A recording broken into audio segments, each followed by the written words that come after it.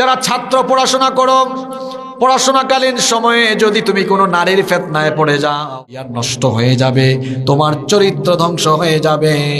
Mobile phone হাতে নিয়েছে, phone হাতে নেওয়ার পরে রাতে ঘুমানোর আগে যদি এই চক্ষু দিয়ে হারাম কোনো ভিডিও দেখে রাতের ঘুম শেষ হয়ে যায়। নাপাক জিনিস ভাবতে ভাবতে, অশ্লীল জিনিস ভাবতে ভাবতে নাপাক শরীর নিয়ে অনেক ছেলে রাতের বেলা ঘুমিয়ে যায়। এটা হলো না বেশিরভাগ যুবক আর তরুণের কমন রোগ। নাপাক শরীর নিয়ে সে যে ঘুমিয়ে গেল, আমার যুবক ভাইয়েরা খবরদার নাপাক শরীর নিয়ে ঘুমায় যায় না। নবীজি বলেছেন, ইউবাসু কুল্লু আবদিন আলা মা মাতা আলাইহি, যে ব্যক্তি যে অবস্থায় মারা যাবে হাসরের মাঠে সে ওই অবস্থায় উঠবে। আপনি যে নাপাক অবস্থায় মারা গেলেন, নাপাক অবস্থায় হাসরের মাঠে আপনি উঠবেন।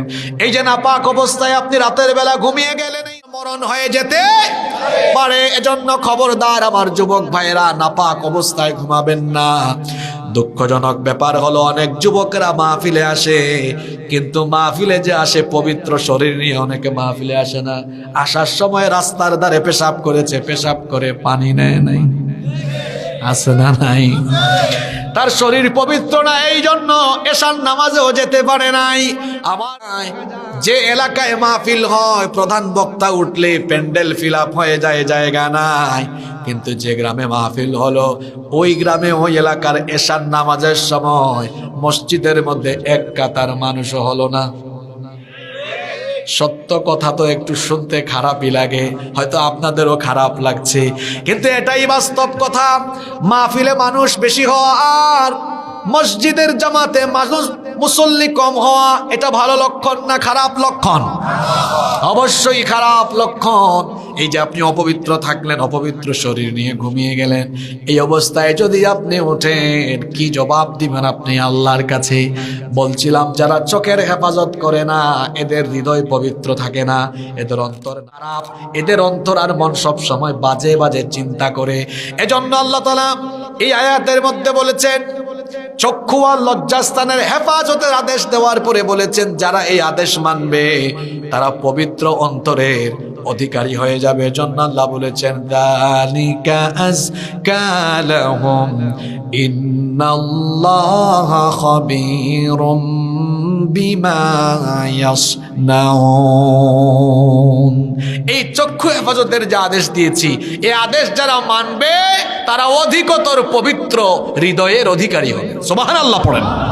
মুমিন পুরুষ এবং মুমিনা নারী সবাইকে আল্লাহ চোখের হেফাজতের কথা বলেছেন। এই চক্ষু যদি আপনি হেফাজত করতে পারেন, দৃষ্টি যদি অবনত করতে পারেন, 10টা বেনিফিট পাবেন, আপনি 10টা উপকার পাবেন। নাম্বার 1, 1 নাম্বার হলো, যে করবে দৃষ্টিকে অবনত রাখবে সেই ব্যক্তি আল্লাহর বাধ্যগত গোলামে পরিণত হয়ে যাবে। কারণ আল্লাহ তাআলা কোরআনুল কারীমে বলেছেন, ও আমার বান্দা, ও আমার বান্দি, তোমার চোখের হেফাজত করো। হারাম কিছু চক্ষু দিয়ে দেখা হলো চোখের জিনা, হারাম কিছু জবান দিয়ে বলা হলো জবানের জিনা, মুখের জিনা। যেহেতু আল্লাহ কোরআনে কারীমে বলেছেন হারাম কিছু চক্ষু দিয়ে দেখো না, সুতরাং যে বান্দা বা যে বান্দি হারাম কিছু দেখা থেকে তার চক্ষুকে হেফাজত করবে, সেই বান্দা যার বাধ্যগত গোলামে পরিণত হবে, তিনি কে? আর যে ব্যক্তি আল্লাহর বাধ্যগত গোলামে পরিণত হয়ে যাবে, ওই ব্যক্তি সফল হয়ে যাবে। এজন্য আল্লাহ কোরআনে কারীমে বলেছেন, মাইয়ুতিইল্লাহা ওয়া রাসূলাহু ফাযা ফাওজান আযীমা।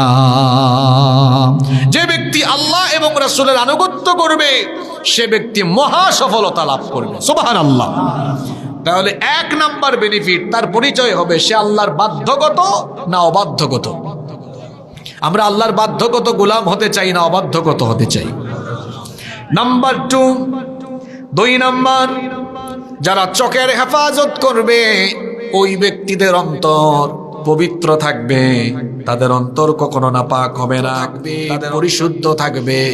যে ব্যক্তি তার চক্ষুকে হেফাজতে রাখবে না, তার অন্তর নাপাক হয়ে যাবে। কিভাবে নাপাক হবে দেখেন, রাস্তাঘাটে বের হয়েছে, তার চক্ষু দিয়ে যদি সে একটা বেগানা নারীর দিকে তাকায়, দেখা যাবে তার অন্তর ওই নারীকে ভাবতে থাকবে, পড়ায় মন বসবে না। ব্যবসার কাজে মনোযোগ থাকবে না, কোনো কাজে মনোযোগ আসবে না, অন্তরটা ধীরে ধীরে ধীরে ধীরে নাপাক আর কলুষিত হয়ে যাবে।